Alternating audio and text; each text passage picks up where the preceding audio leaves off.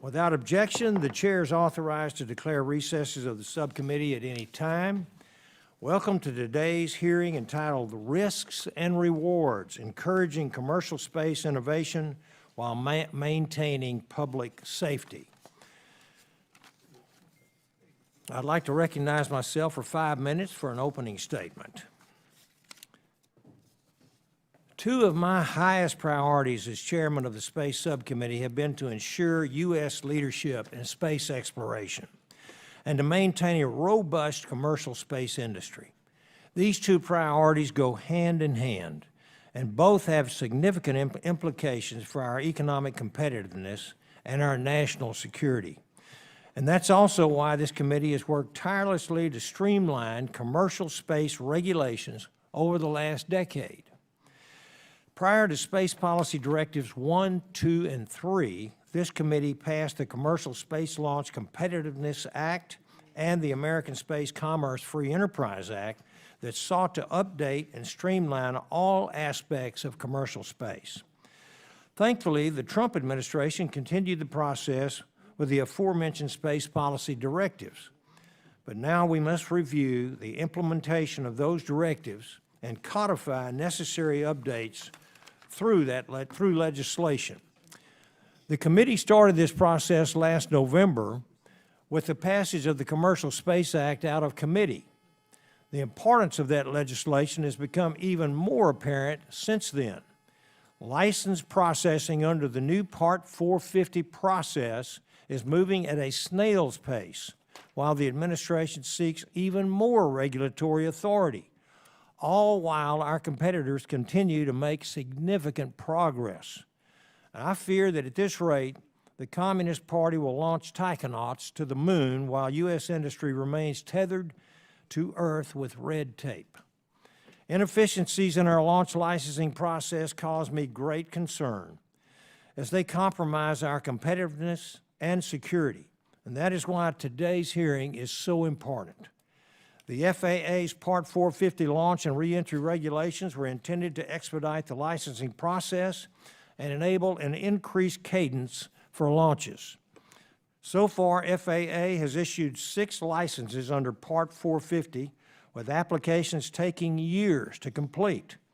Many applications for Part 450 licenses are still under review, impacting launch schedules and NASA missions. We've heard complaints about duplicative review processes between FAA and other government agencies, uncertain timelines, and the lack of definitive and specific implementation guidance. In this hearing, we look to understand the benefits and challenges of Part 450. We also hope to hear FAA's plans and timeline for much-needed improvement of Part 450 implementation, whether through additional reform efforts, rulemaking committees, additional advisory circulars, creation of a new electronic filing system, or other strategies to aid in application processing.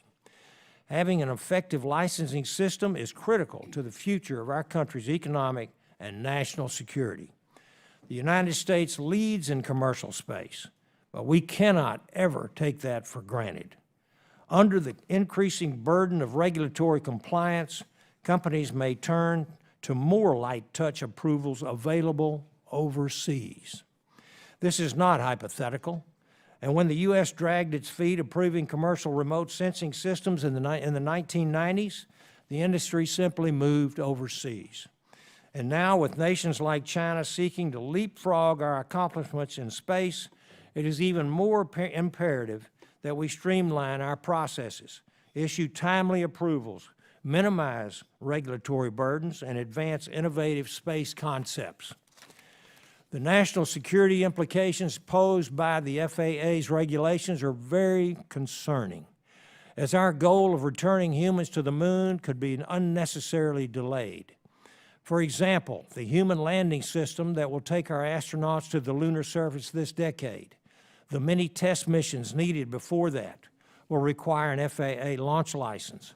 It is imperative that we are the first country back on the lunar surface so that we can establish norms of behavior and transparent practices that align with freedom rather than the CCP's autocracy.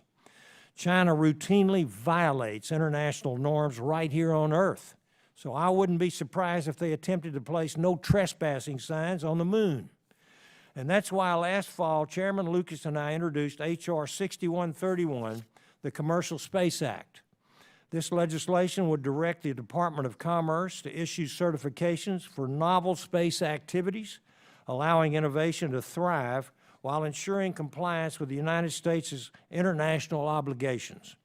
This legislation also included provisions addressing the processes and systems that could enable more effective and efficient launch licensing while still maintaining public safety. I look forward to working with my colleagues on both sides of the aisle here to advance this legislation. I would welcome our esteemed panel of witnesses today. Thank you all for being here.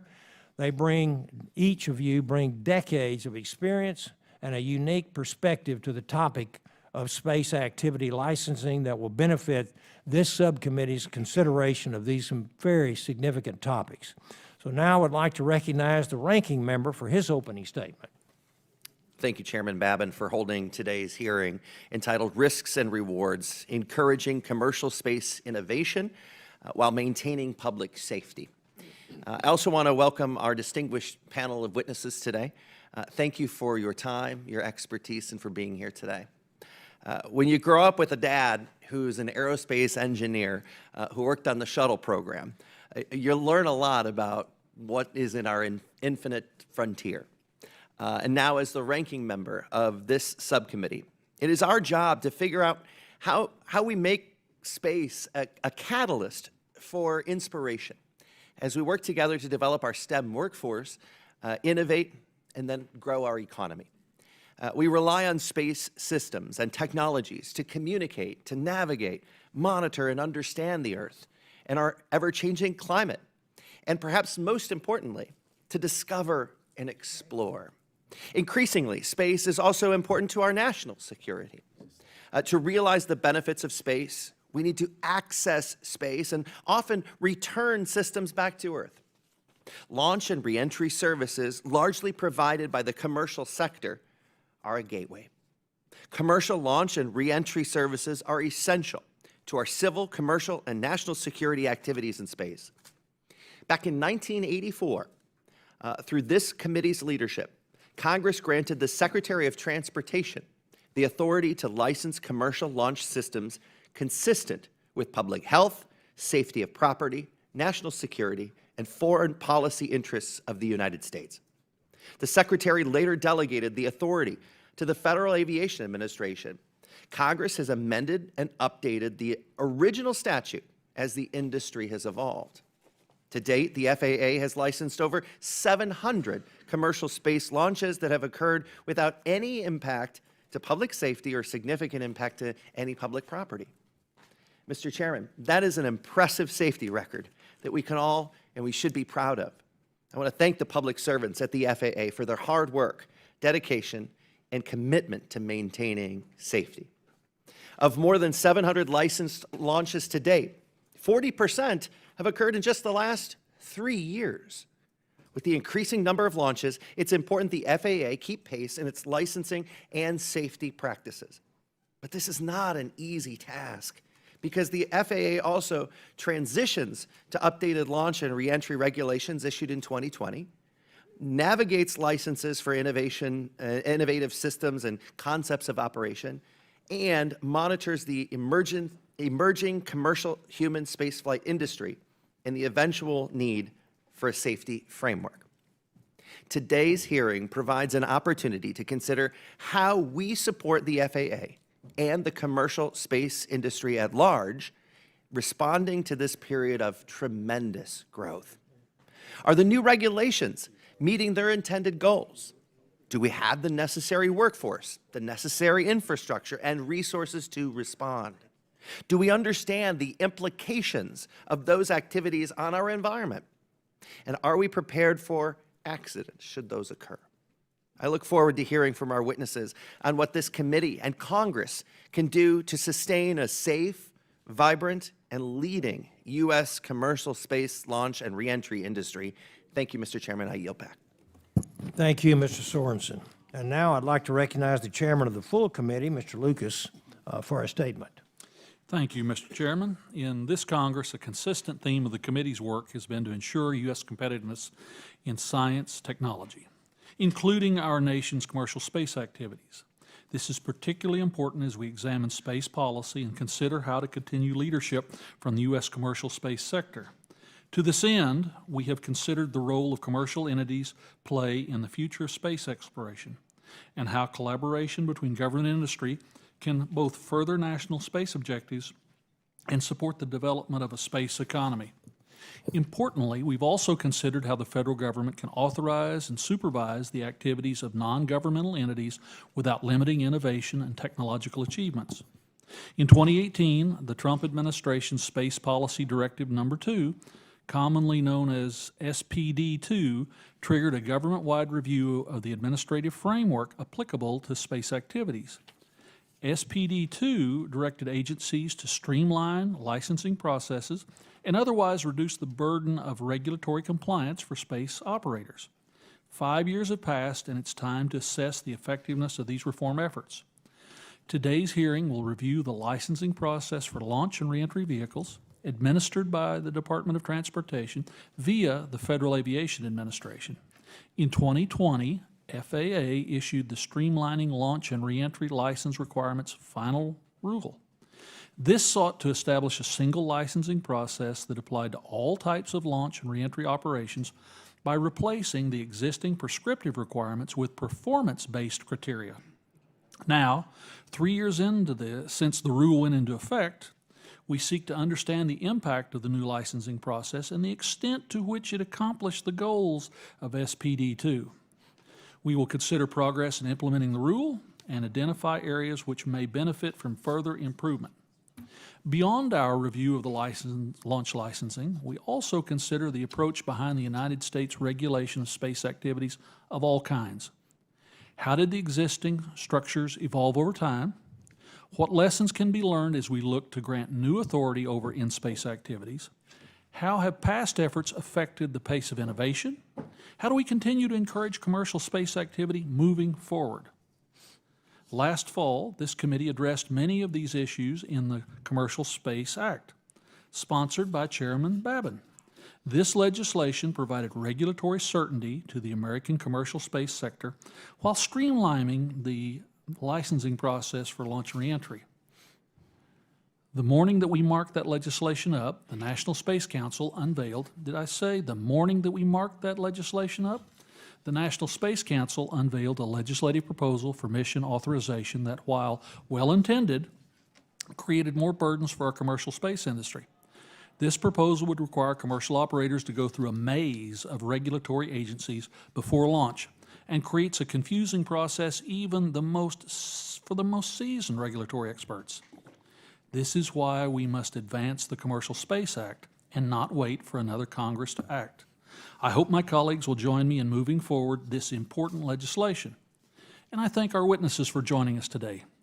Each of our panelists bring a different perspective on these issues, and I look forward to hearing their thoughts. And with that, Mr. Chairman, thank you, and I yield back. Thank you, Mr. Chairman. I really appreciate it.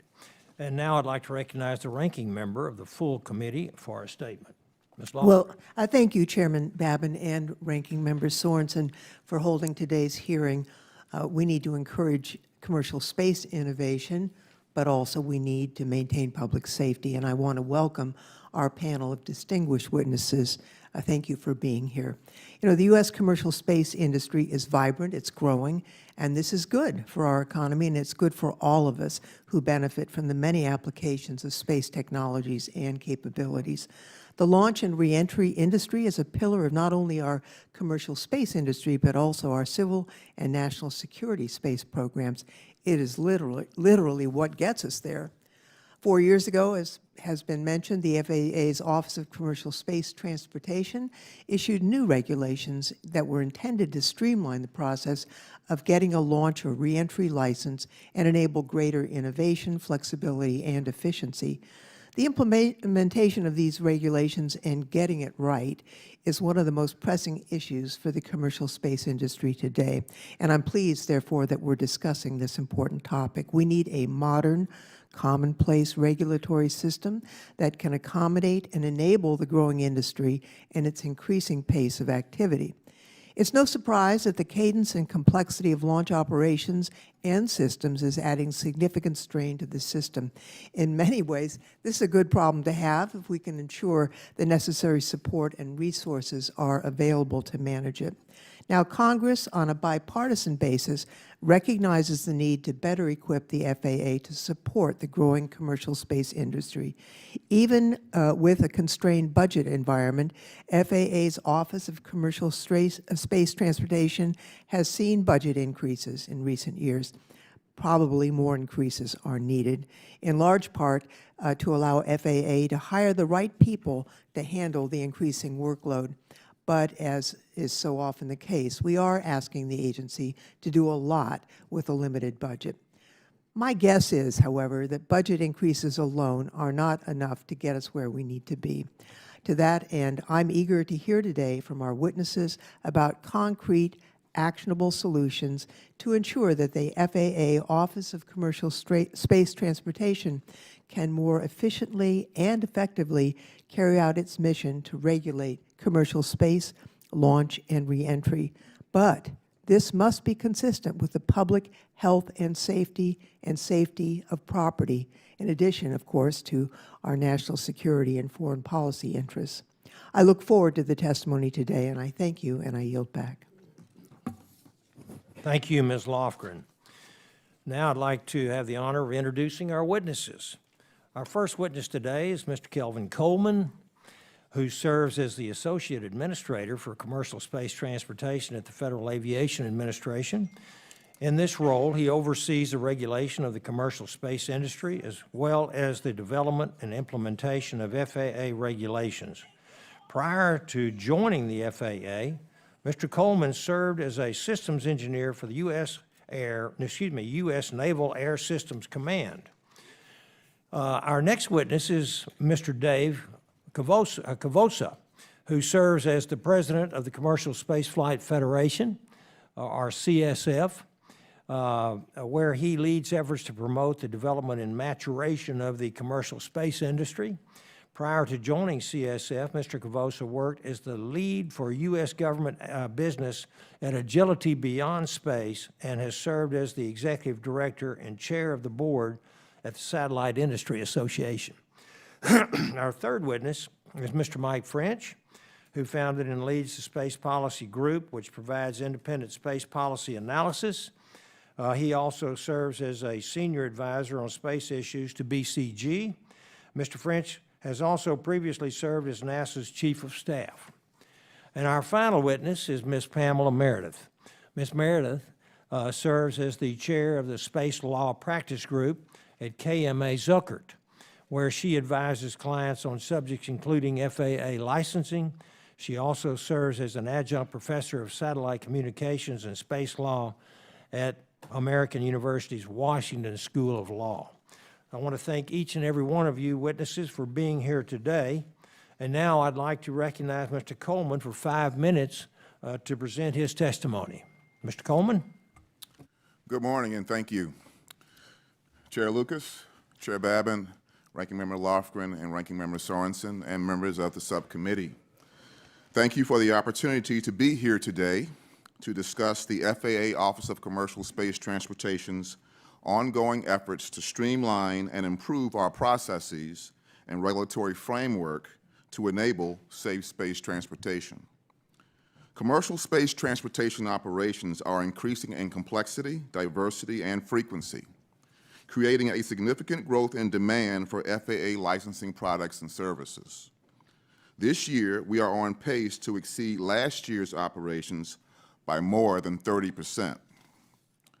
Over the course of our 40-year history, we have licensed or permitted more than 800 U.S. commercial space operations and have met our mission on every one.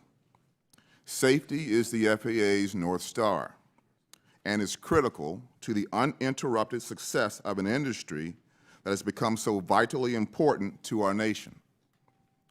The law requires that we make new license determinations for accepted applications within a period of no more than 180 days, and we've hit that mark 98% of the time, averaging 151 days to issue a new license. Making timely licensing determinations requires a commitment from government as well as industry to be thorough, transparent, and efficient, always in ways that uphold public safety and meet regulatory requirements. The FAA recognizes the importance of regulatory certainty and has made it a top priority, ensuring our licensing requirements are understandable, achievable, and actionable. To facilitate industry licensing, we have offered office hours and workshops where industry can meet with us to ask questions and discuss issues, provided checklists and visual tutorials to aid in application development, issued advisory circulars to help shepherd compliance with regulatory requirements, and made investments in the development of new tools that will improve license application and processing efficiency. Industry bears the responsibility for demonstrating compliance with safety regulations and plays a significant role in helping the FAA reach licensing determinations faster. Navigation of the regulatory process cannot be an afterthought. Applications should speak directly to our requirements when first submitted. Thorough and complete applications that are presented at the outset of the licensing process with clear narratives supporting means of compliance lead to faster determinations. Further, it is important that applicants minimize amendments and changes in the application under review, as these changes often have a broad ripple effect and slow the pace of determinations. Thanks to recent support from Congress, we have been able to increase our staff size, which has allowed us to address some of the growing demands that we're facing as we've seen industry operations grow more than 900% in the last decade. In closing, I'd like to speak briefly about our streamlined launch and reentry requirements regulation. The Part 450 rule, which was published in March 2021, is performance-based and fosters flexibility, efficiency, and innovation while maintaining safety. By March 2026, all licenses must be issued under Part 450. We strongly encourage the industry to submit their Part 450 applications and not wait until the 11th hour. It is my strong belief and conviction that Part 450 will move us in the right direction towards efficiency for both the government and industry, will contribute to safety, and will open the door to greater innovation. Thank you again for the opportunity to discuss this important topic today, and I look forward to your questions. Thank you. I'd now like to recognize Mr. Cavossa for 5 minutes to present his testimony. Thank you, Chairman Babin, Chairman Lucas, Ranking Member Sorensen, Ranking Member Lofgren, and distinguished members of the subcommittee. Thank you for inviting me to testify today on behalf of the Commercial Spaceflight Federation and our 80-plus member companies. I'm honored to share our members' experiences and concerns with the FAA's implementation of its Part 450 launch and reentry regulations, which without change could substantially reduce the pace of innovation and impede national competitiveness with China. Industry shares FAA's absolute commitment to protecting public safety, and it's proud of our perfect public safety record to date, as noted by Mr. Coleman. Today, the U.S. commercial spaceflight industry leads the world with a commercial launch every roughly 2.5 days, and that cadence continues to increase. As noted by Mr. Coleman, the volume of U.S. license launches has increased dramatically and will continue to increase as the space industry continues to rapidly mature. It is for this reason why we are so concerned with where we are today with the current implementation of 450.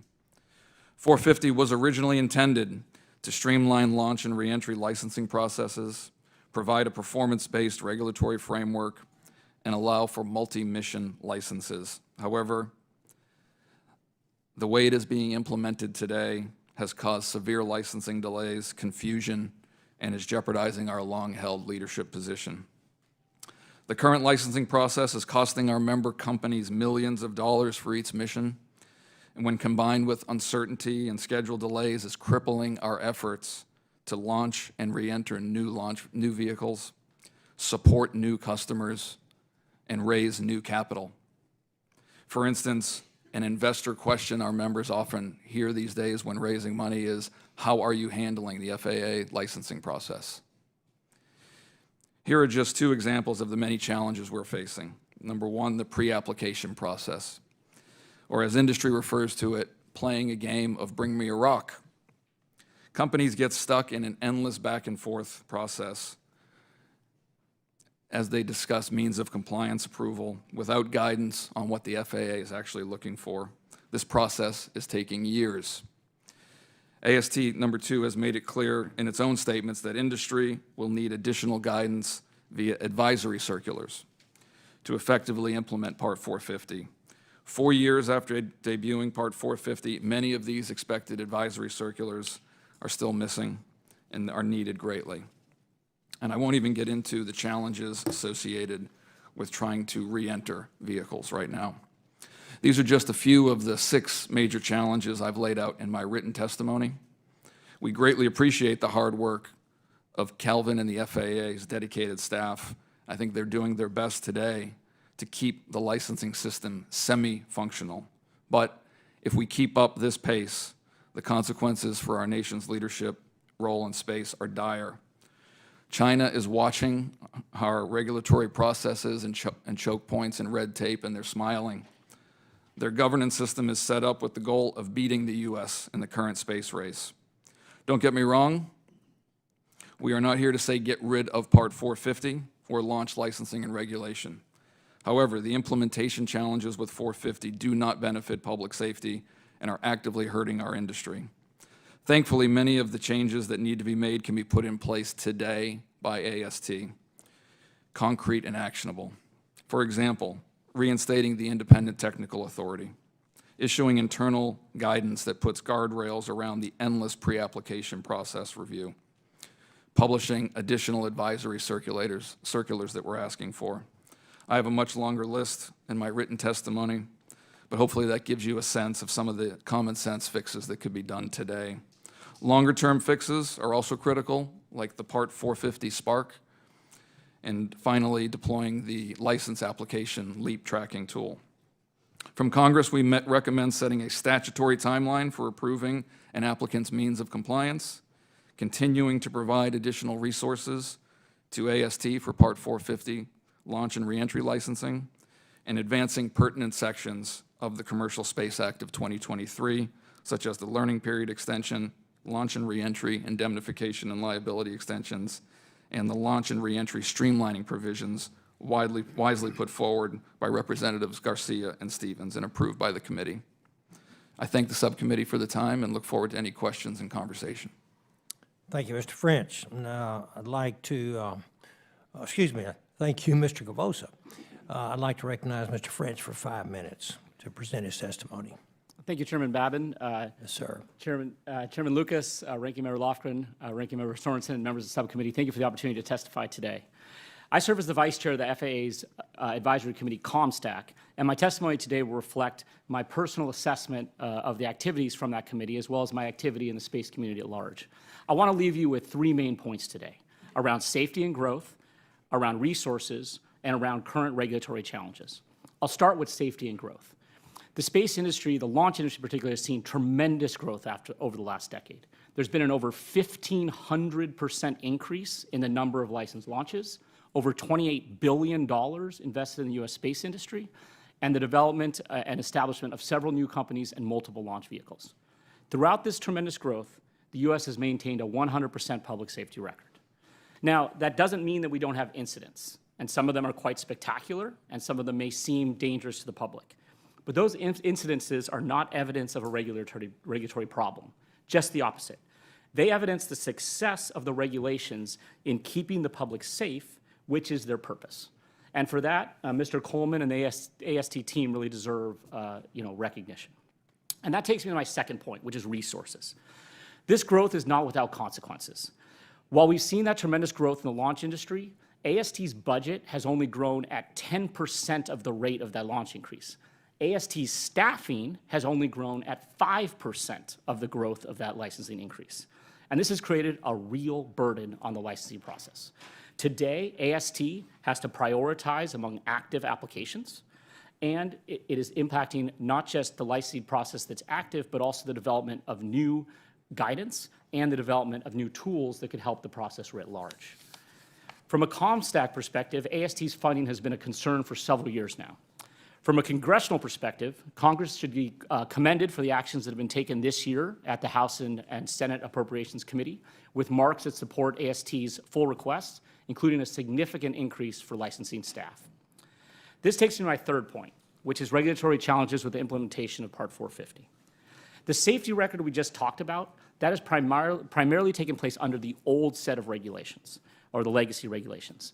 This is being replaced by the framework of the Part 450 regulations that we've been talking about today. These challenges have been a significant concern to the ComStack and ComStack membership.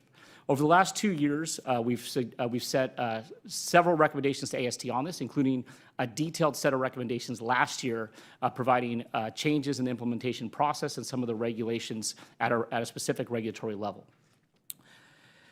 I'll highlight 3 areas in particular for these concerns where I think Congress can help out. The first one, what was mentioned before, is the 180-day shot clock, if you would, on the time to complete a regulation. Under the Part 450 framework, the 180-day framework has lost some of its effectiveness, with significant time being spent in what's called pre-application before the clock starts running. I propose that Congress should keep the time limit, but think of a new clock, what I'll call a chess clock instead of a shot clock. Under this system, the clock will start when the pre-application process begins, but then it will run depending on who has possession of the application as it goes through the process. This type of chess clock, matched with the transparency tools that are in development, should provide more transparency to both applicants, AST, and to the Congress, and give a much clearer and more accurate picture of what's going on throughout the process. A second area we've heard concern is on advisory circulars. These are FAA-produced documents that provide a means of compliance to the new regulations. As operators and AST have been contending on how to meet the new regulations, this has increased the importance of these advisory circulars. However, developing new advisory circulars suffers from the same resource problem we talked about before, where the same staff that is responsible for licensing also is needed to complete the advisory circular, creating a bottleneck to choose to solve the problem today or help solve the problem tomorrow. Congress here has the opportunity to help out as well. If we think about those legacy regulations, which is responsible for that safety record that we talked about, Congress could consider allowing operators to use the legacy regulations in those areas where advisory circulars are still under development and give time for the FAA to then provide that guidance under the 450 framework. A third area of concern where Congress can take action is what Mr. Cavossa mentioned in multiple or duplicative safety analysis being provided by AST and by the ranges. In this area, Congress could take action to allow operators to choose whether the AST or the ranges activity analysis to meet the regulations. Finally, I'll end with a possible growing area of concern, which is an environmental regulatory framework. FAA launch licenses are subject to NEPA review. With the growing number of launches, the growing number of launch locations, there's the potential to see a lot more activity and challenges to the FAA environmental review process that occurs in other sectors, but space has generally been left out of. With this, it's another area of further exploration from Congress. And so with my comments on safety and growth, additional resources, and these regulatory fixes, I thank the subcommittee for the time today and the opportunity to testify. Thank you. Thank you. I now recognize Ms. Meridith for 5 minutes to present her testimony. Thank you, Mr. Chairman and Chairman Lucas and members of the subcommittee. Today's hearing ties directly into the FAA's licensing mandate, which is for space launches to promote the commercial space transportation industry while keeping the public safe. Lo and behold, the FAA has succeeded in this. We have a thriving launch industry, and we have had no major safety events affecting the public. Now, that said, there are challenges in the licensing regime, and these relate specifically to Part 450 of the FAA's regulations, which has been mentioned here earlier. Part 450, of course, was intended to streamline and simplify.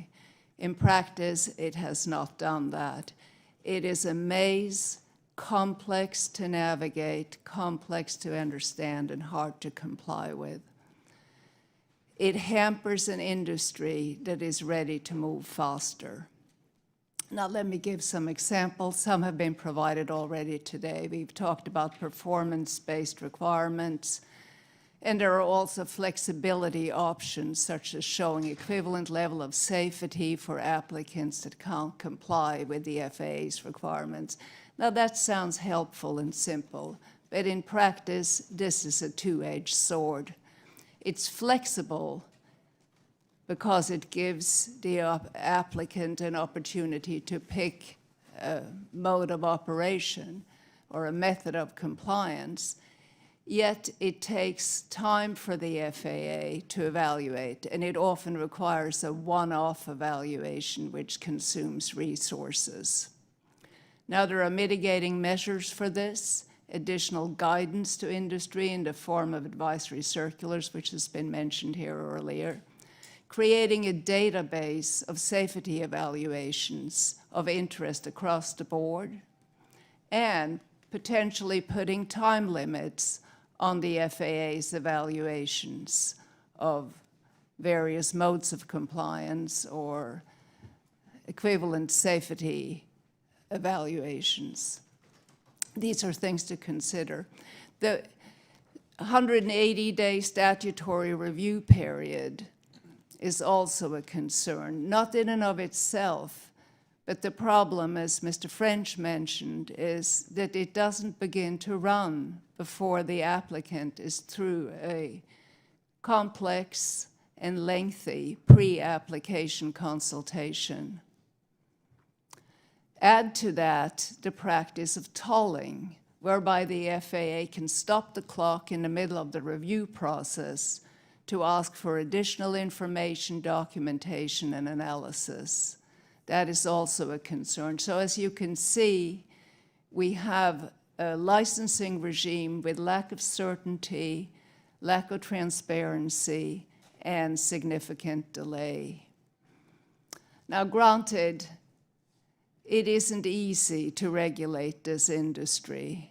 It is an awesome responsibility, and the industry is growing fast and is diverse. And perhaps it's too much to ask the FAA to do better. But I think there are things that can be done even in a constrained resource environment. For example, should resources within the FAA be allocated and prioritized for certain type of applications? I asked the question, for example, should launches with a mission that serve a compelling national interest or a national security interest take priority in the licensing process? Should pending application take priority in the license application over new pre-application consultations? Should payload reviews for existing license application take priority over new payload reviews? And here is one thing the FAA definitely, or the AST specifically definitely should do, and that is to focus its resources on matters strictly within its jurisdiction. Now, all of this is all the more pressing with the looming deadline for the transition to Part 450 for all licenses and new license applications, which must happen before March 10, 2026. And that must happen without disruption or interruption to current launch operations to keep the industry thriving and robust as it is. Thank you, and I'm happy to answer questions. I have written testimony, of course, that has details for all of Yes, this. ma'am. Thank you for your testimony. Before I begin my questions, I'd like to enter into the record a letter from SpaceX. So without objection, so ordered. I want to thank the witnesses for your testimony, very valuable, and we really appreciate you folks coming to this morning. And the chair recognizes himself for 5 minutes for questions. And Mr. Cavossa, China is racing to land humans on the moon before us and is on track to do so by 2030. Can you speak to how red tape is impacting commercial space operators and more broadly progress towards American goals for space exploration? Thank you, Mr. Chairman. Thank you for the question. I think there was a few things you said in your opening remarks that I wrote down that made a lot of sense to me. It was this concept of a red moon and red tape, and that's stuck in my head because that's something that we're concerned about. We're concerned that the licensing process right now, the implementation and management of the licensing process is creating drag on the industry and its innovation. Anything that we need to put in space today, whether it's a national security, a civil space mission, human spaceflight mission, remote sensing, all has to be launched on one of our member companies' rockets. And we're slowing that process down, whereas the Chinese are very much focused on enabling their industry to move as quickly as possible without regard for safety. We don't want to throw out public safety. We are very happy with the public safety record of this industry to date. We want to make sure that the implementation of 450 doesn't continue to slow this industry's innovation down. Thank you. Thank you. Mr. Coleman, outside of FAA, other entities within the federal government have expertise in space operations, including NASA and Department of Defense. How is FAA leveraging existing practices of other agencies or operations which have already been reviewed and approved by another government agency so we can expedite application processing? Chair Babin, thank you for the question. We will certainly accept analyses and work that has been done by other federal agencies if those analyses and that work meets our requirements. We allow launch service providers who are conducting launches from the federal ranges to leverage the ranges services to conduct those analyses. And so as long as those analyses meet our regulatory requirements, we will absolutely accept those analyses. Now, there are some circumstances in which the federal ranges are working in sort of different capacities with companies. For example, the Space Force 45 is working with SpaceX at Boca Chica in a different capacity than it does for launches that take place from the range itself. They're working in more of a contractor capacity with the launch service provider, and which is a little bit different than the way they work when the launch is occurring from the federal range itself. Thank you. And also, to follow up, you stated in your testimony, Mr. Coleman, that over the last 11 years, FAA has issued 49 license determinations, averaging 151 days to issue a new license. Does that 151 days include time spent in the pre-application process before FAA accepts the application as complete enough? From the testimony I've heard, I think I know the answer, but please. Yeah, the 150 days is the time that it takes from the clock starting to the determination being made. I will mention on the pre-application consultation, I think there's a little bit of a misconception about what pre-application consultation is and what constitutes pre-application consultation. In simple terms, it is a conversation between the regulator and the launch service provider where we exchange, from the launch service provider's standpoint, what the concept of operations is, what their operations are, where would they occur, et cetera. We share what the regulations require, what we're looking for in terms of compliance, et cetera. Once the applicant provides an application to us, we're no longer in pre-application consultation. We are in a period where we are now assessing whether that application is acceptable or not. Under Part 450, applicants are required to provide means of compliance. This is work that they have to do to show us how they will comply. Well, if the average time for a new license, what is the average time for a new license if you account for this pre-application process? Well, I don't have that information and data to count for pre-application consultation, but 151 days is the average time it takes us to conduct a determination. But that for a new does not license. include the pre-application process. Okay, Ms. Meridith, I have one more question here. This committee passed the Commercial Space Act last November to ensure continued compliance with our international obligations in the least burdensome way possible. At the same time, the administration proposed an approach that would grant several agencies broad and sweeping authority to not only maintain treaty compliance, but also to regulate anything in the national interest, quote unquote, which they alone would determine. Can you comment on how the administration's proposal would affect international competitiveness as well as our nation's ability to explore space? Yeah.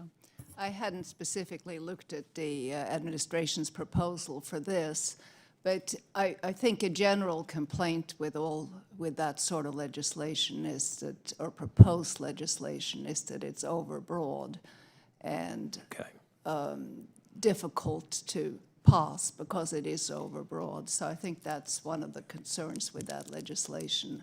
Also, bifurcating the licensing authority may not be the best approach. That was another thought I had about that legislation, or proposed legislation. Yeah. My time's expired, so I'm going to go to the ranking member, Mr. Sorensen. Thank you, Chairman. And to you, Mr. Coleman, it's clear that you and the FAA are doing an outstanding job at ensuring public safety. So many thanks. It's also clear that transitioning to new Part 450 regulations, while also responding to the increasing pace of launch activity, is an increasing challenge. With all of the potential steps and solutions being proposed in this hearing, do you believe that March 2026 is realistic, or that we need to look at a later time frame? Thank you for the question, Ranking Member Sorensen. I will say that March 2026 at the moment looks very challenging. We have, as was mentioned, we have 6 licenses out of about 30 that have been transitioned to Part 450. To get those additional licenses under Part 450 in that time frame will be very challenging, and we'll keep a close eye on how we are progressing towards that mark in 2026. Recognizing your office's growing workload, Congress has increased appropriations to help the FAA meet its demands for licensing services. A significant portion of the additional funding is for staff, especially as you compete with the private sector. Are we doing enough to make sure that you can meet those demands? Well, certainly we appreciate what Congress has done to support our staff increases. We're now currently at 158 persons, which is the largest we've ever been. We've brought on about 35 new persons in the last year as a result of funding that we've received from Congress. But in the President's budget request for 25, we are looking for additional staffing that we will need to continue to keep pace with the demand for our products and services that we're seeing. And are we going to not only meet that demand here, but are we going to meet the demand when we are competing against China? Well, listen, we certainly understand and appreciate the importance of beating China to the moon. We just had a conversation recently with NASA leadership where that was reemphasized, and our commitment certainly is to support this industry and our nation in getting to the moon before China. So we will do everything in our power to make sure that that happens.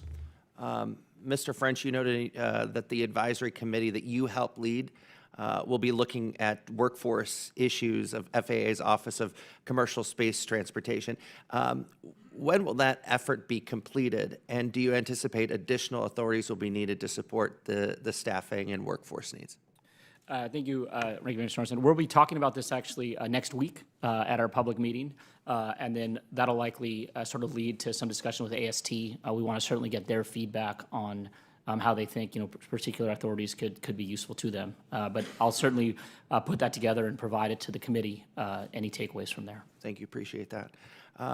And Mr. Coleman, as a meteorologist myself, someone who believes that we should be good stewards of the environment that we have been given. Environmental impacts have to be considered as we increase the launch frequency. As the cadence increases, what does the FAA need to do to help meet and assess environmental challenges?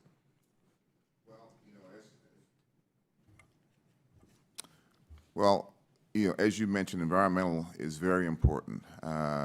As we go through our campaigns to issue licenses, licensing being a major federal action, we have to comply with NEPA. And in doing so, we look at the potential impacts of these operations on the environment. We're looking at a couple of environmental reviews right now in Boca Chica and Bozeman, Florida.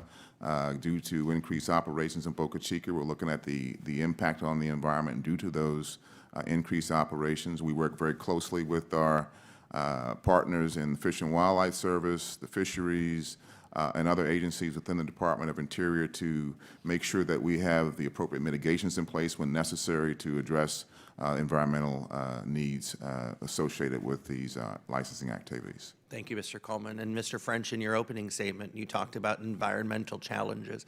How are we able to meet the need while continuing to progress forward in this sphere? Yeah, in my perspective, I'm concerned that this could be sort of a new emerging area in the licensing process. I think a lot more attention is being paid to the space industry, and as a result, I think a lot more attention will be paid to the environmental aspects of the space industry. From a congressional perspective, Congress is doing quite a bit of thinking right now on the federal permitting process as it relates to renewable energy. I think it'd be appropriate to look at what's being considered in that area and see if some of those same changes would be appropriate for a space perspective. Thank you, Mr. French. My time has expired. I yield back. Sir, thank you. And now I'd like to recognize the gentleman from Florida, Mr. Posey. Thank you very much, Chairman Babin. Mr. Coleman, what is the budget amount for the application process, department or division or whatever you call it? In fiscal year, first of all, thank you for the question, Mr. Posey. The fiscal year 24 budget for my office was $42 million in operations funding. Okay. How many employees do we have in that department? We currently have 158 staff members in our organization, with roughly 65 to 70% of those employees working licensing. Okay. How many licenses do you have in process right now? I'll have to go back and take a look at the exact number, Mr. Posey, and get back to you on that, but I can tell you. Just swag it. I'm not going to hold you to it. Somewhere probably 30 to 40. Okay. And the average time when the process starts, discounting any stoppage in the middle, is 151 days. Correct, on the average. Are you familiar with starfighters? Yes, of course. Can you bring me up to date on the status of starfighters? Well, I know that's a very important topic to you. That was something that the agencies looked at. I think there was legislation passed a couple of years ago that would allow us to take a look at how we might be able to leverage that technology to support the commercial space industry, particularly in the area of commercial human spaceflight. And there's probably some more details that I could probably collect for you. I'll have to get back to you on additional details. Okay, well, let me bring you up to date. Starfighters, they fly F-104 jets, retired pilots, thousands of hours aggregate in experience, safety record impeccable. They have flown, I know they did it before I came to Congress, so I assume for decades they've been licensed or used by NASA to do parabolic missions. You know, it's so much easier to strap an experiment in the back seat of an F-104 and take it up and and do your gravitational parabolic test. And so inevitably, somebody's going to say, hey, would you take me for a ride? Well, they have to have a license to do that. They can probably get a license to do that easily in any other country in the entire world. But they went through the process and they applied for a license before I came to Congress 16 years ago. 16 years ago. Now, you had licensed zero gravity to take dozens of people up in a big airplane and let them experience weightlessness. I've had a couple of meetings with your agency, and I can't for the life of me understand why in the world, in over 16 years, they can't get a license. Now, I know you don't want hobbyists taking people up, you know, and you want it regulated. And the excuse I'm always given is, well, they're not an airliner like goes back and forth from DC to Orlando 50 times a day, and they're not an inexperienced, totally novice, like a launch, human launch license you issued over 16 years ago to a company who had never even flown a cargo mission. You gave them a license to launch human beings.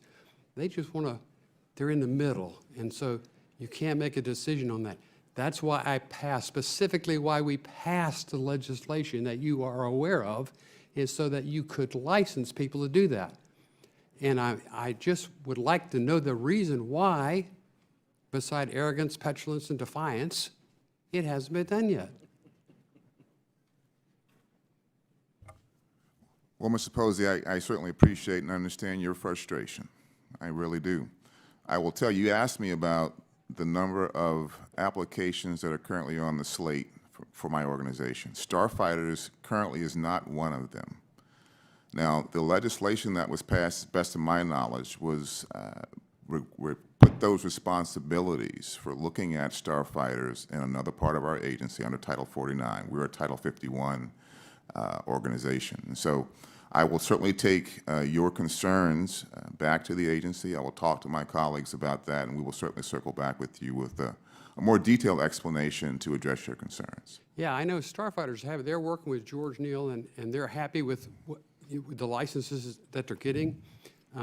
This is more a personal oversight perspective for me than it is starfighters, and I really would appreciate it if you would get back to me on that.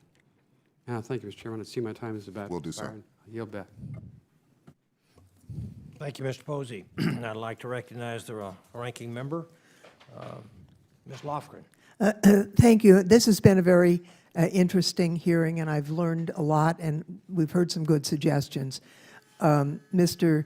French, I was intrigued by your chess clock suggestion. I think that's something we ought to take a look at. And the idea of prioritizing Ms. Meridith that you mentioned obviously is something that needs to be looked at in terms of national security issues. But I also, join many of the members not only in supporting the commercial space industry. I want to see it continue to sustain its growth, but we have to make sure that that's done responsibly and not at the detriment of the environment. I understand, for example, that SpaceX has launch applications pending at Boca Chica. You mentioned that, Mr. Coleman, as well as 2 applications to launch heavy rockets from Cape Canaveral and Kennedy Space Center, and that you're reviewing those. Correct me if I'm wrong, but it's my understanding that SpaceX launched at least 1 rocket in Boca Chica without a permit, and that it experienced a major rocket explosions and mishaps, and that it has been cited by Texas environmental authorities for illegal discharge of launch wastewater containing many pollutants, which shows that although we don't like red tape, there may be there's environmental reasons behind taking a look at these launches. Now, we are in a competition with China, but I would note that the Chinese government hasn't shown much concern about polluting their air and water and poisoning the Chinese people in any sense. We care more about the American people than they care about the Chinese people. So here's the question. The costs of environmental damage are really hard to reverse, and I'm wondering, Mr. Coleman, can you explain to us what processes the FAA is going to undertake in its environmental reviews to prevent that kind of problem? And since I'm asking you this question, I've been thinking about the resource issue, and there are other entities in government that augment their funding, and in some cases are entirely funded by fees. For example, the Patent Office is entirely funded by fees. Obviously, SpaceX is owned by the richest man in the world, so there is some opportunity for increased fees to help augment the budget. I don't know if it's fair to ask you to comment on that idea. So those are the two questions to you, Mr. Coleman. Yeah, thank you, Ranking Member Lofgren. On the environmental front, as you mentioned, the environmental issues are of significant concern. The processes that we follow is that we, when there is an action that we are considering to license, for example, again, I'll use Boca Chica for an example. SpaceX is now contemplating increasing the number of launches from that site. And so what we have initiated is, first of all, we've initiated a draft environmental assessment that contains our assessment of what those environmental impacts would be.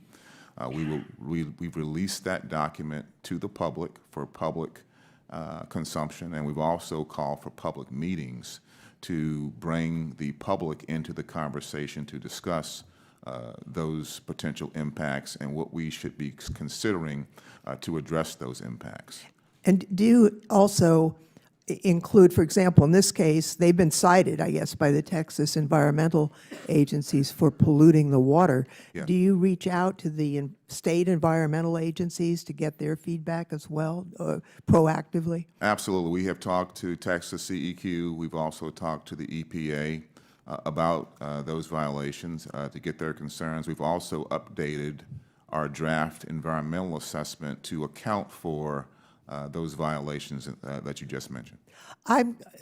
It's unfair to ask you about the fee issue because that's not something you can probably ask, but it would be helpful for the committee to know what dollar amount would be required for you to staff up to the point where you could get these applications reviewed in the time frame that we would all like, but you know, to do it, to get the job done fully, not to make shortcuts.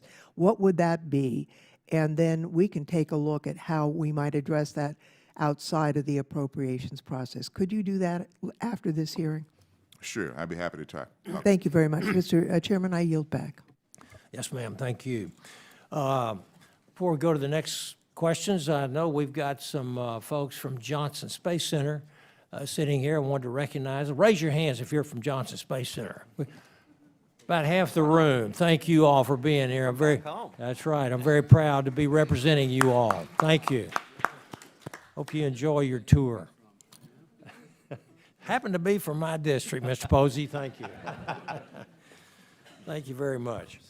Okay, I'd like to recognize the gentleman from California, Mr. Garcia, for his questions. Thank you, Mr. Chairman. I guess the bulk of my 5 minutes will be observations and statements as a former, senior program director for an aerospace company that's been through some of this. Mr. Coleman, I guess the first question, though, is you acknowledge that we are in a space race with China, right? This isn't something that you don't agree with. You acknowledge that in order for us to be competitive with China in this race, that we do need the commercial partners, and we do need to enable the commercial partners to do their jobs effectively. And obviously, safety is a key performance parameter in all of these programs, but time is also a KPP and something that we value as much as safety. Would you acknowledge that as well? Our fundamental focus is on public safety, national security, and foreign policy interests, and we look to make determinations as expediently as we can, recognizing that launch is important to our national security interests and our foreign policy interests. And as you mentioned, Congressman Garcia, we do recognize the importance of making expedient determinations as we look to get to the moon as soon as we can by March 2026. Yeah, it's not just important, though. It's required by law. Under Part 450, you have an obligation to complete the application processes within 180 days. So my understanding is that to date, we have yet to actually complete a Part 450 application within 180 days. So I think from my observations as a former program director, I see that you've adopted effectively a zero risk mentality, which isn't necessarily a bad thing, but when you do that while also not opening the aperture to ideas which Mr. French and Ms. Meridith outlined in terms of ways to go faster, ways to prioritize in the rack and stack some of these more important national security initiatives. In accepting that zero risk mentality, you also accept and in part a zero success mentality and a zero responsiveness mentality, what I would call a zero customer service mentality and a zero closed feedback loop mentality with our commercial partners. And you're actively disincentivizing them from participating in this very important national security endeavor and science endeavor as well. So when it comes to this issue with the clock, I am reluctant to call it a chess clock because a chess clock measures cumulative time. And that's effectively what we have right now with the 180-day requirement. I think we do need a shot clock because what's happening is you're sitting on documents from the commercial partners and waiting 30 days to get questions back to them or responses back to them, and it's when you go back to industry for answers, they respond within 24 48 hours, and then they give the responses back, and it's like a black hole. I'll look at Starship 5 license approval, which you had initially promised would be issued by September 17th. It then took about a week ago a shift of about 2 months to November 22nd, and then yesterday, you shifted the overall readiness date to November 26th, and for this license modification, you're already just now 3 days away from violating the 180-day shot clock requirement.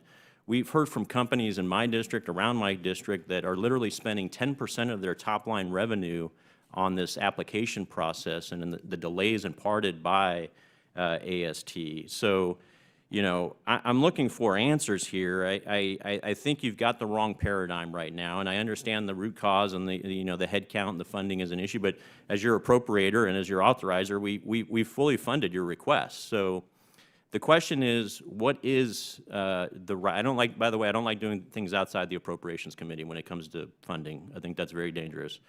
What is the appropriate amount? What is the head count needed to successfully adjudicate and approve Part 450 licenses by the time that is required, 180 days by the date of 2026, where all licenses will be needed under that construct? What is the right amount? Because if you can't execute it, I would submit it shouldn't be under FAA's domain. It shouldn't be under AST. We can find other places like AFRL, DARPA, other go-fast agencies to man this and do it correctly. But what is the right funding level that you need to do your job successfully, which we have not been doing? Thank you for the question, Congressman Garcia. A couple points I want to make. Number one, we have issued 6 licenses under Part 450. Only on one occasion have we taken more than 180 days to make that determination. Only on one occasion. If I may, Mr. Chairman, that is contrary to the testimony by Mr. Cavossa. His written testimony suggests that you have not made that commitment. Well, I'm the regulator. Mr. Cavossa is not. I can tell you that we've made that determination on every occasion except for one. Now, Mr. Cavossa can have his own opinion, but I have the record, and I'm the regulator for that. Now, to your question about how much resource does it take, the President in the 25 requests has requested a discretionary increase for our office up to $57 million in operations. That's the largest discretionary increase that our office will ever have received. And we hopefully we'll get that in 25. We currently have 158 staff. Is that the right answer, though? It's the biggest number, but is it the right answer to actually execute Part 450 correctly? Part 450 execution is dependent on a number of factors. Number one is having the appropriate resources that we need to execute it. Also, as I mentioned in my opening statement, industry can take responsibility and accountability as well by coming into us with applications that speak to the requirements, that are robust, that are thorough, such that we don't have to have multiple iterations and go-backs with industry. That takes up time, that takes up resource. Thank you, Mr. Chair. I'm out of time. Thank you, Mr. Garcia. And the gentlewoman from Virginia, Ms. McClellan. Thank you, Chairman Babbitt and Ranking Member Sorensen, for this important hearing. This is a particularly relevant issue for Virginia. As you know, we are home to the Mid-Atlantic Regional Spaceport at Wallops Island, which is one of only 4 spaceports in the United States that is licensed by the FAA for vertical launches to orbit.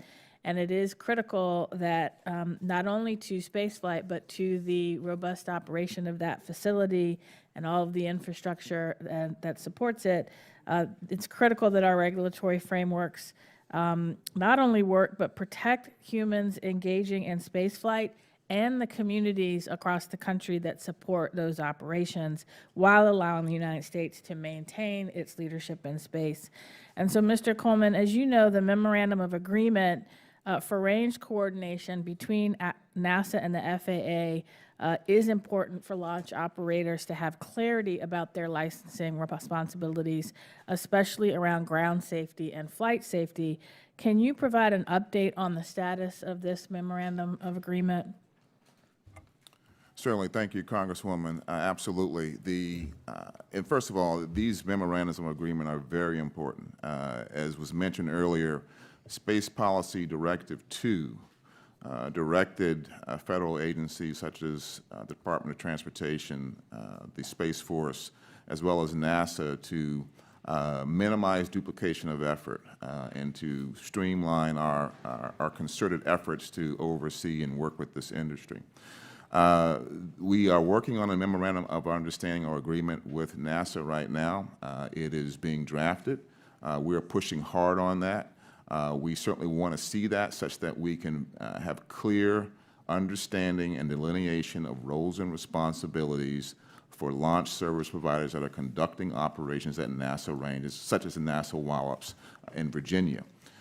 We have responsibility for public safety, not only for public not involved, but for the public that's present on the facility itself, even NASA employees. Right. And so we're carving that agreement out. We're pushing forward. It is very important for the progress of operations that are being contemplated at the facility that you asked about. Thank you. And can you tell us what steps the FAA is taking to support a cadence of regularly scheduled commercial space launches at Wallops? Well, first of all, I think Wallops is an excellent facility. I was just there a couple of weeks ago, had an opportunity to meet with leadership there and talk about just what you're asking about, how we can work with the leadership there to increase the cadence of commercial activities there. We're also working with the Mid-Atlantic Regional Spaceport there. They have outstanding leadership.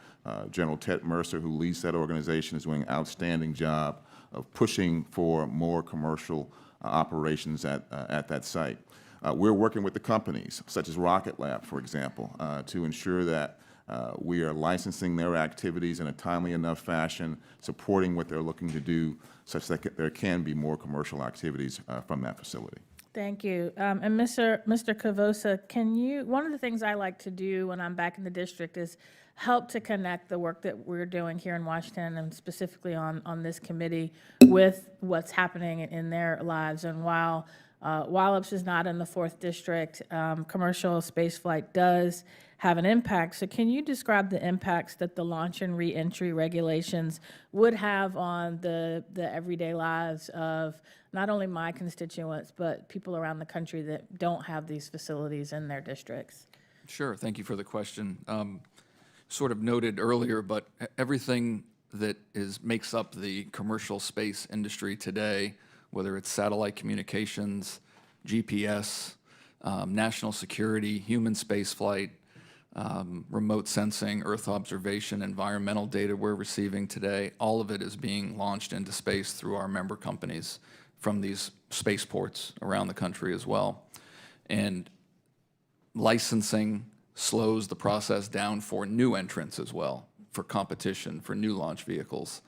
The drag I referred to before of licensing could potentially have a dramatic impact on new launch vehicles entering the marketplace, new players entering the marketplace, new companies getting funding to enter the marketplace, and that affects the commercial space industry and all of the benefits that we provide the United States and your constituents. Thank you. Ms. Chair, you're back. Thank you, ma'am. I'd like to recognize the gentleman from Georgia, Dr. McCormick. Would you mind, Mr. Strong? Okay, Mr. Strong, you'll go next then. Thank you, sir. Okay. Thank you, Mr. Chairman Babin, Ranking Member Sorensen. Companies in North Alabama rely on clear and consistent FAA regulations to deliver space-based capabilities for their customers. Mr. Coleman, I'd like to know how your office plans to keep pace with the increased cadence and complexity of commercial space transportation operations. You testified earlier that you have roughly 30 to 40 active applications currently pending under the Part 450. Thank you for the question, Congressman. It is certainly a challenge to keep pace with the demand that we're seeing. Number one, we went on a very aggressive campaign this past year to hire additional staff that we needed in technical areas that serve the licensing process, bringing on more flight safety analysts, more system safety analysts, more engineers to support the work that we're doing. We're in a fierce competition for those resources with NASA and DOD, as well as the companies that we regulate. Flight safety analysts, for example, is a skill set that you don't necessarily learn in school. You learn it through experience, and so we are in a fierce competition to bring those resources on. That's number one, the resource piece. Number two, we are trying to work with industry to the extent that we can to help industry understand what needs to be done in order to demonstrate compliance with Part 450. We've issued 17 advisory circulars last year. We're on pace to issue up to 10 this year. And hopefully those advisory circulars will serve as tutorials that will help the industry better understand what compliance for 450 looks like. Thank you. To what extent is license prioritization, affected by whether the application is within the 180-day evaluation stage? If I understand the question, Congressman, prioritization really has to do, well, let me say this first of all. 10 years ago, we weren't even talking about prioritization. Prioritization has only come into play as the amount of work that we are faced with is being challenged by the availability of resources that we have to do that work. We certainly take a look at national security concerns. We take a look at our civil space exploration concerns. And we certainly put those concerns at the very top of the heap when considering having to make choices in terms of what work gets done and when it gets done. Thank you. Once a site or a vehicle operator enters the 100-day evaluation stage, are they allowed to make modifications to their license? They are, and they have.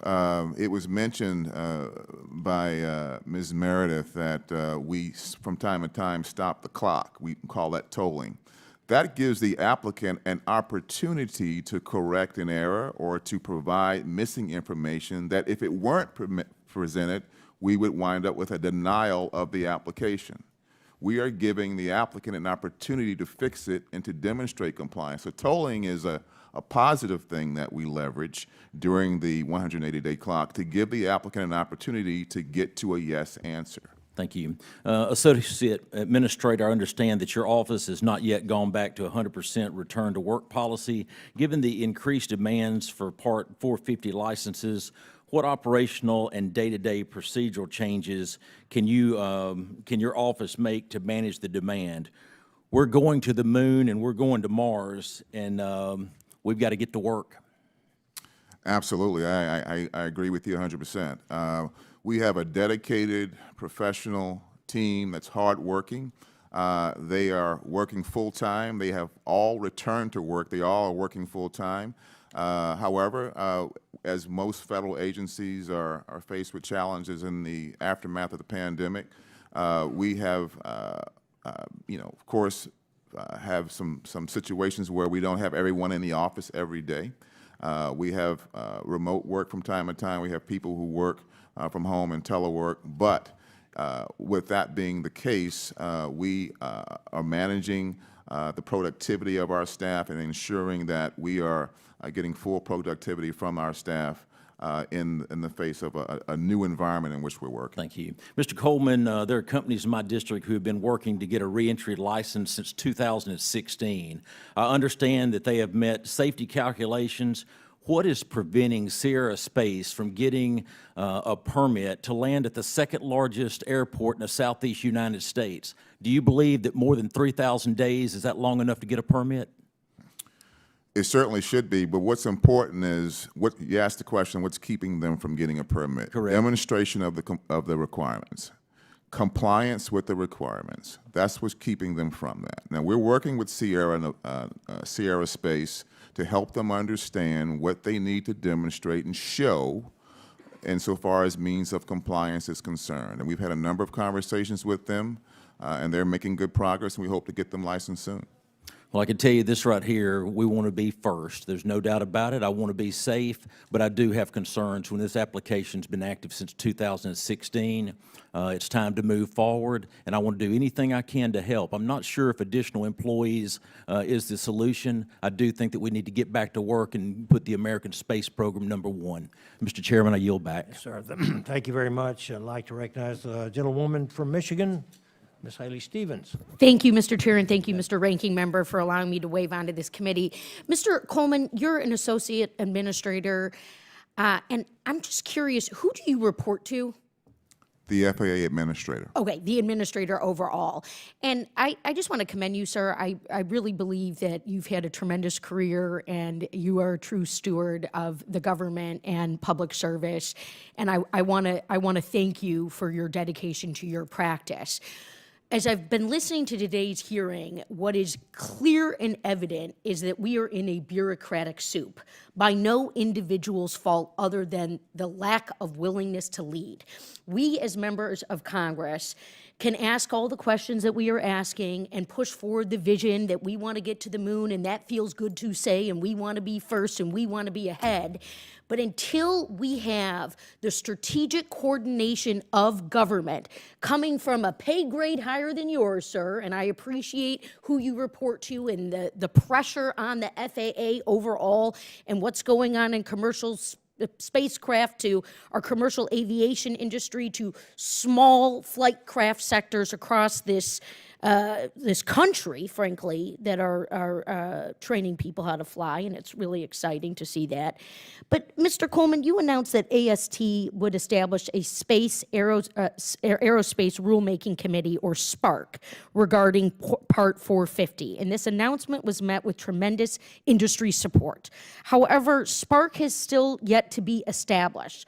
Moreover, given the average SPARC can take years to produce recommendations, as we've been kind of uncovering here today, I worry that the window to make meaningful impact to Part 450 before the 2026 transition or promulgation of new human spacecraft regulations is quickly closing. So, Mr. Cavossa and Mr. French, in both your testimonies, you state that AST should expeditiously establish SPARC, this group.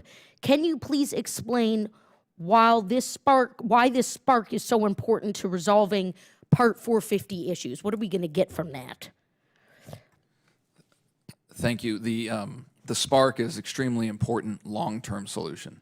As you noted in your question and your statement, it's going to take some time to stand it up and work through these issues and come up with recommendations. So we are very much supportive of a SPARC as soon as possible.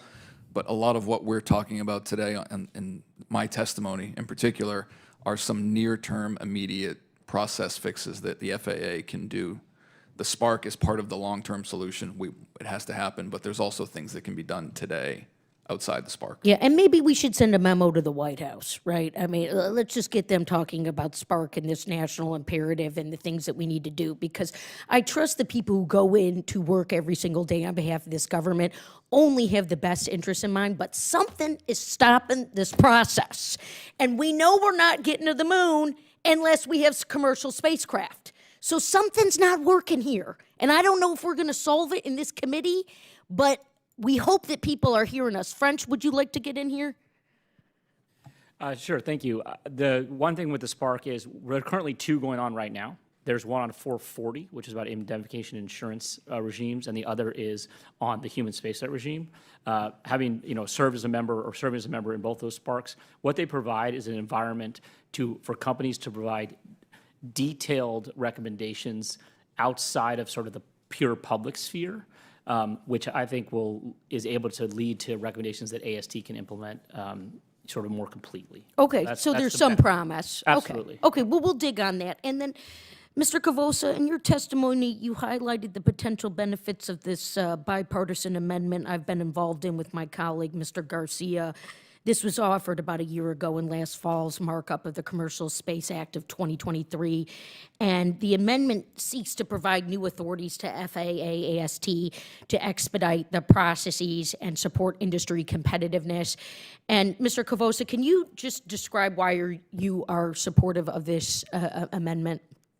Sure. I mean, everything we've discussed today about the challenges and the drag on the commercial space industry right now are very well addressed by your amendment and by that piece of legislation. So it helps move things forward. It helps focus the FAA, AST office on exactly the issues we think need to be addressed immediately. Yeah. Well, and just in reflecting in my first term in this committee, we celebrated and acknowledged the 50 years since the moon landing, the first moon landing. And you think back to that amazing history of what it took to get us to the moon. It wasn't this stuff, folks. It wasn't this. And I'm not knocking anybody, because I think you're all professionals and you're all dedicated to your charge. But we cannot look back and say, we were pushing papers and needling and waiting for Spark and 450 and 440 and all these different numbers. We have to set the mission, and it's got to come from the top. And so I'm here to work with my colleagues on both sides of the aisle to push that forward and to see us succeed safely, responsibly. We also know some of the pressures that have been going on in FAA outside of commercial, and we can maybe get to that off the record. So with that, Mr. Chair, I'm going to yield back. Thank you for the important hearing. Thank you very much. I'd like to recognize the gentleman from Georgia, Mr. McCormick. Thank you, Mr. Chair. I appreciate you, and thanks for being here today. Congratulations, by the way. You found something that united the Democrats and Republicans. Unfortunately, it's our dissatisfaction with the FAA and the approval process right now. For the first time in history, at least since maybe the Roman era, where Pompey could raise his own army and buy his consulship, we have civilians outperforming the U.S. government. One person in the United States can put more spaceships into the stratosphere than the entire governments of all the world combined. So if we're going to be competitive, it's not going to be through NASA anymore. It's going to be through our industry. The problem is when you have different programs such as SpaceX, ULA, Blue Origin, and others that have redefined space travel, who just launched the Polaris Dawn this morning and are going to do the first spacewalk with civilians. If we start holding up that process, we lose our edge in this world market that is extremely competitive. We lose against China. We lose against Iran. We lose against Russia. This is our place in history that we are grabbing or losing. Tell me, when we put all these spaceships, more than anybody else in the world, already up there, why the same process that we used to approve that, all of a sudden, has something changed? Is there a reason that we're holding up the same process that's already been approved previously? These 27, I think you said advisories, 17 in 1 year, 10 the next year, that you put out in the last 2 years, how much has that sped up the process? How much have you internally looked at to speed up the process? How have you been accountable for passing the very people, the process of licensing to make us competitive on the world market, which is maybe your most important thing that you do? Please. Yes, Mr. Coleman. Thank you, sir. Thank you, Congressman.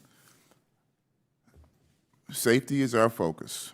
That's why we're in business. So real quick, I just want to refocus what you're saying right now. Are you saying that these people that put in their license applications who are already doing what they're doing, and they're asking for exactly what they've already achieved, what you've approved them from the process before, what has changed that's holding them up?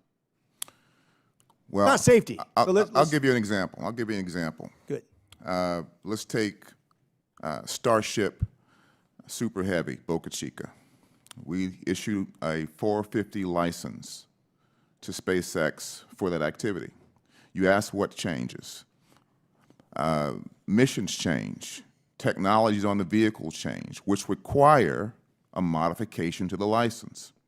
450 is designed to approve a suite of missions. We should not, well, I shouldn't say we should not. It is our intention with 450 to not have to come back to deal with modifications at such a frequent basis. We're up to the 5th flight now. We have 4 flights. SpaceX has 4 flights under its belt, 3 of which have been under modifications to the license that have been requested by the company. It is the company that is pushing mission by mission approvals. That's what the pace is about. So you do realize that technology changes literally every day. This is the leading edge technology in the world, whether it be AI, quantum, space exploration. Once again, these are individuals taking their own risk. It's like when we threw our family in the back of a wagon and went west. We might freeze, we may starve, we may be killed, but we're taking a chance for the betterment of our family or our society or our business. That's the American way. Like I said, you talk about safety. I think every company is very much understands that if they're not safe, they go away, they go extinct. They are policing themselves. Who are we to get in the way of progress? I ask you to streamline your process because I think if you don't, we fall behind and our very way of life is in jeopardy. You're in charge. You make the difference. You get to determine how fast these go through. And if what you're doing is not working, you need to change. Does that make sense? I appreciate the comment, Congressman. We are doing the very best job that we can, as I mentioned in my opening statement, to enable safe space transportation at a pace that meets our needs. But we cannot enable safe space transportation by setting aside demonstration of compliance with the regulatory requirements and safety. That's very important. So I appreciate what you're saying insofar as what our responsibilities are and the powers that we have to make these things happen, and we're doing our level best to do that. We're working with industry to help them better understand what compliance against Part 450 looks like, and hopefully they will take our advice and move in that direction. So I'll conclude with this and I'll yield my point, sir. If I thought there's your regulation, which I know you guys are the regulatory bureaucracy, if I thought your regulation was making us safer, I would agree with you. I just haven't seen that traditionally. I've seen a lot of space missions held up because of something that really had nothing to do with safety, just regulation. And regulation is killing American business from top to bottom, not just in this industry, but all across America. And that's what I want to see cut so we can actually make advancements and stay competitive. With that, I yield.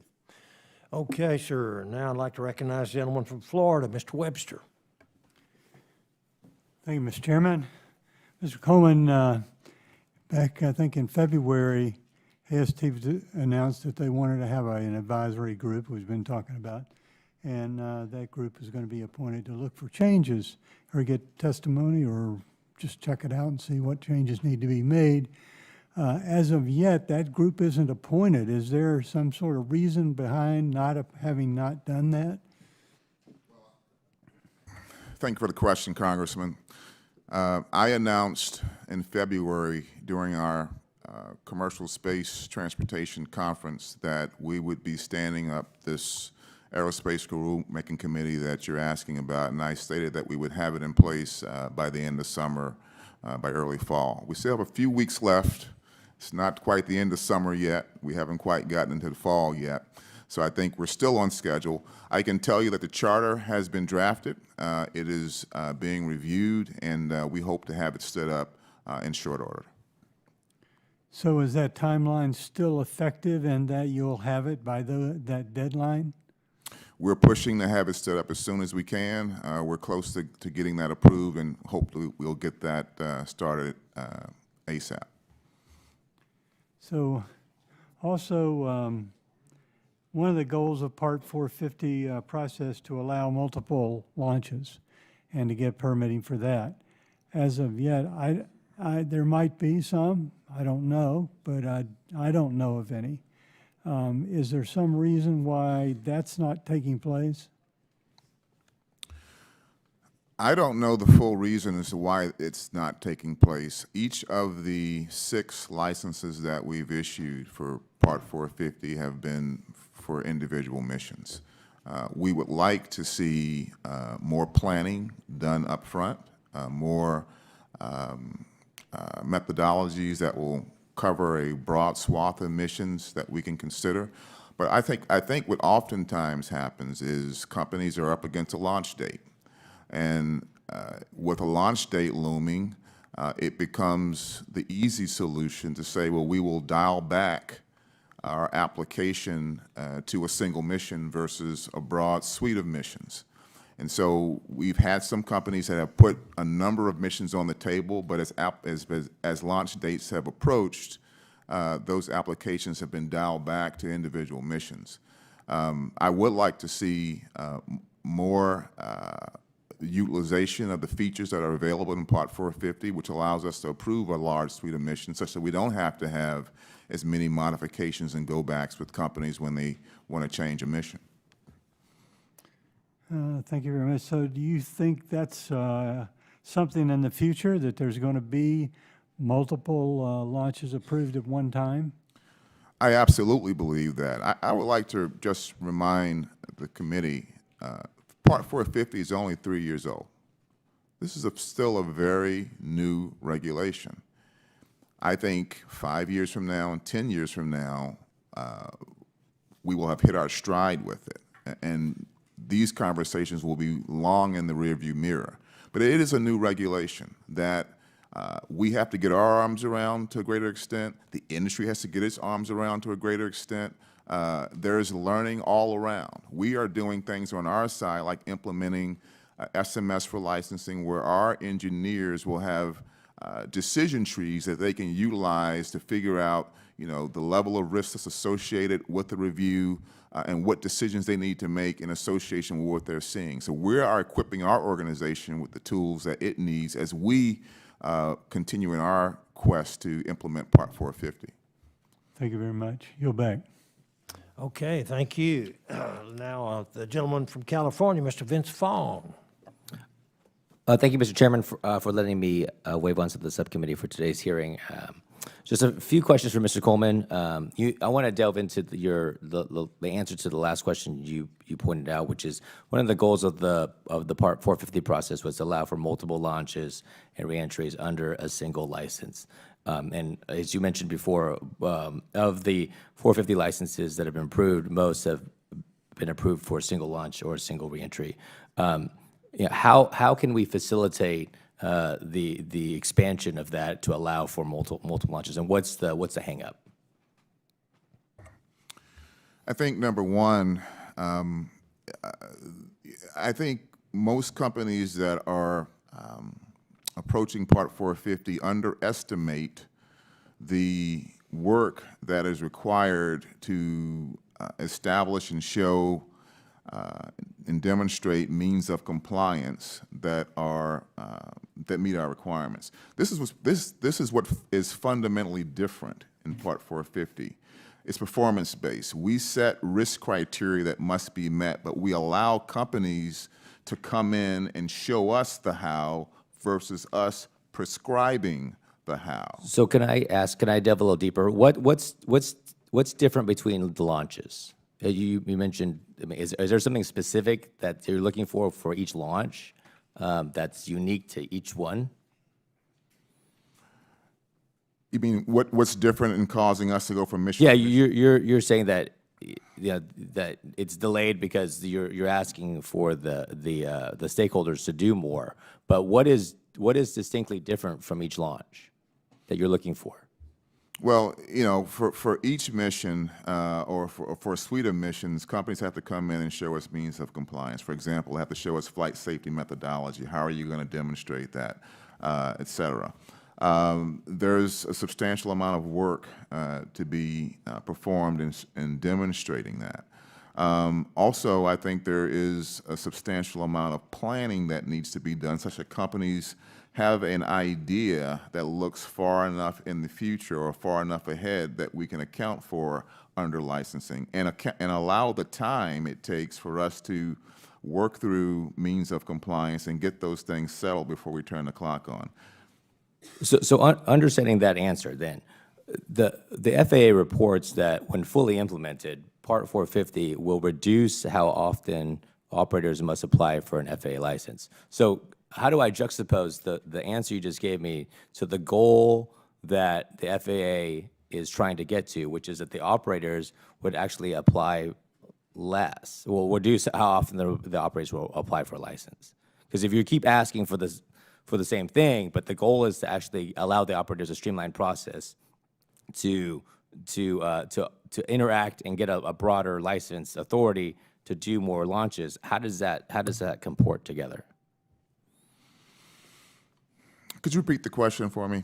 So you're saying that the challenge with multiple launches and multiple entries under a single license is you're requiring more information from the commercial space company, but then the goal is to actually have the operators to reduce how often operators must apply for an FAA license. So if you're going to require all this information for every single launch, but the goal is actually to have them interact with you less, how does that go together?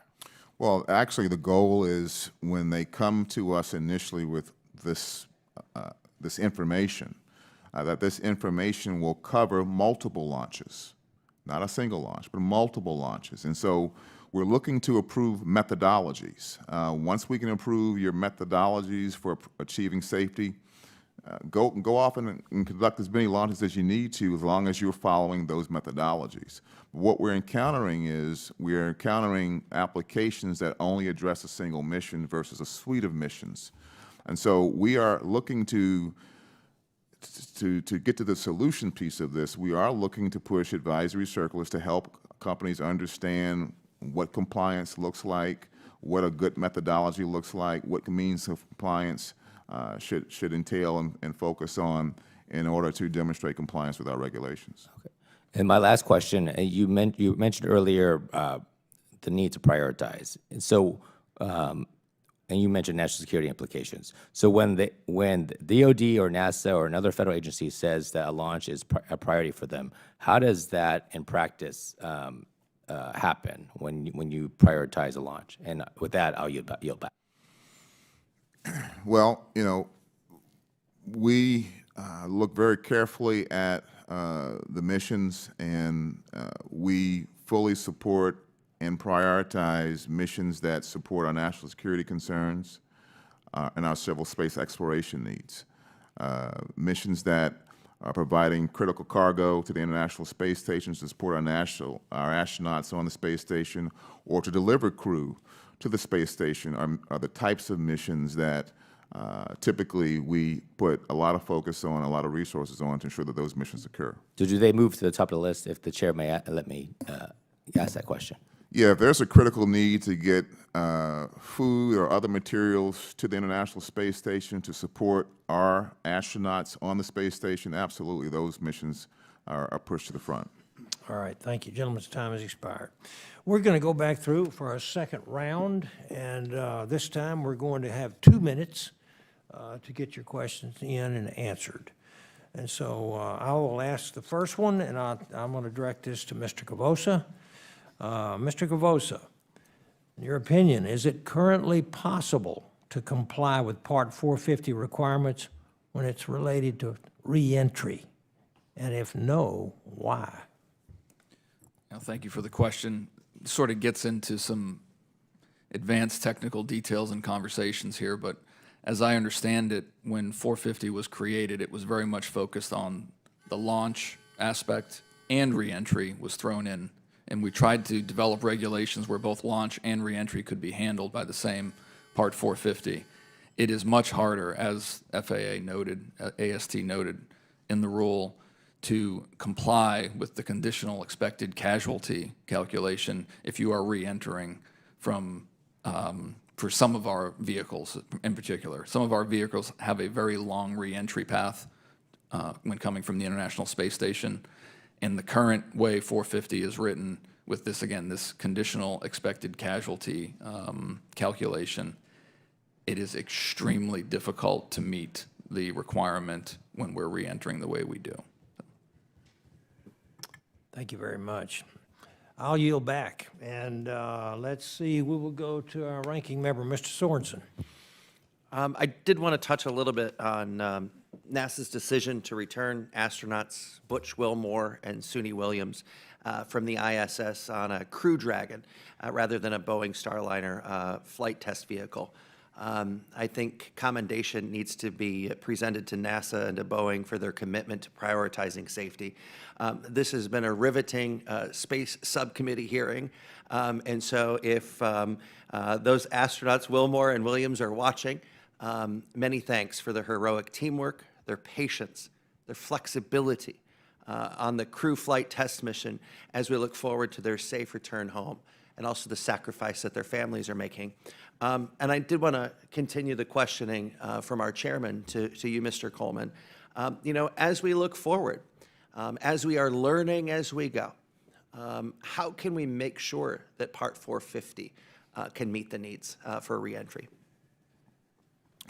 Well, that's a great question, Congressman. We are looking at the very issue that was raised there. We understand. Well, let me say this first of all. When we published 450, we knew it was not a perfect rule to start with. We knew that we would find, as we went along in its implementation, that we would find some kinks. And this is one of them that we've uncovered. And so part of the assignment for the Spark that we're going to stand up is to look at the conditional expected casualty requirements and how those apply to reentry vehicles. And so we're looking very much forward to this Spark. We're looking forward to its recommendations, and we look forward to implementing the recommendations and towards making Part 450 a better rule.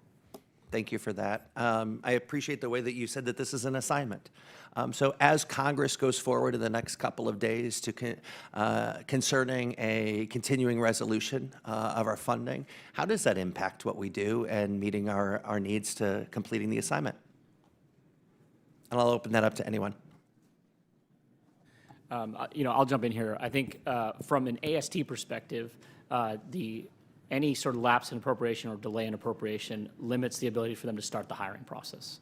I think we've talked a lot about today about the broader implications of a space race in our competition. I think from a national security space perspective, you know, any sort of delay in appropriations is probably our #1 self-inflicted wound in our competition and maintaining our lead with our adversaries. Thank you. I yield back. Thank you, and I'd like to recognize the gentleman from California, Mr. Garcia. Thank you, Mr. Chairman. Again, I just want to be very clear, Mr. Coleman, that I don't think any of us are asking you to run with scissors. We're not asking you to make safety not be the #1 priority. But we are asking that you maybe don't adopt a zero-risk mentality, but also recognize that speed is also life, and that every day that we slide these launches or these recoveries is literally impacting and ripples into programs that are extremely important, like Artemis, et cetera. So I think you guys understand that. I'm not sure at the worker level when they're processing these licenses that they truly appreciate the national security implications. You mentioned that companies are trying to make a launch date, and I would submit to you that this country is trying to make the launch dates, and I think that's the paradigm shift that we need. I am not convinced that this is the right agency to be doing this mission. We can take that discussion offline.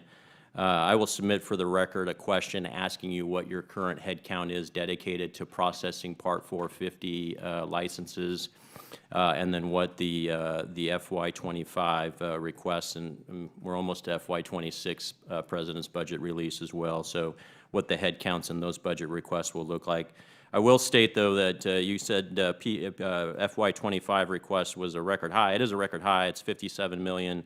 but 10% of that is to fund the orbital human spaceflight and mission authorization scope that you don't currently have authorization for.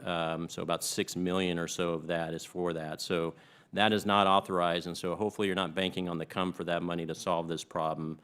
I just want to reiterate that we need our commercial partners to do this. I also want to inquire as to whether the FAA administrator, Mr. Whitaker, is aware of these issues with Part 450. Are there program management reviews at the FAA level that rise to his level? And we'll submit more detailed technical questions and program management questions for the record, but would respectfully request timely responses to those if we can. Thank you. Thank you. Mr. Fong, do you have any more questions? Yes, I just have a few more if the chair will indulge me. Sure, Just broadly speaking, Mr. Coleman, I mean, do you have a concern that your office's licensing delays are impacting national priorities?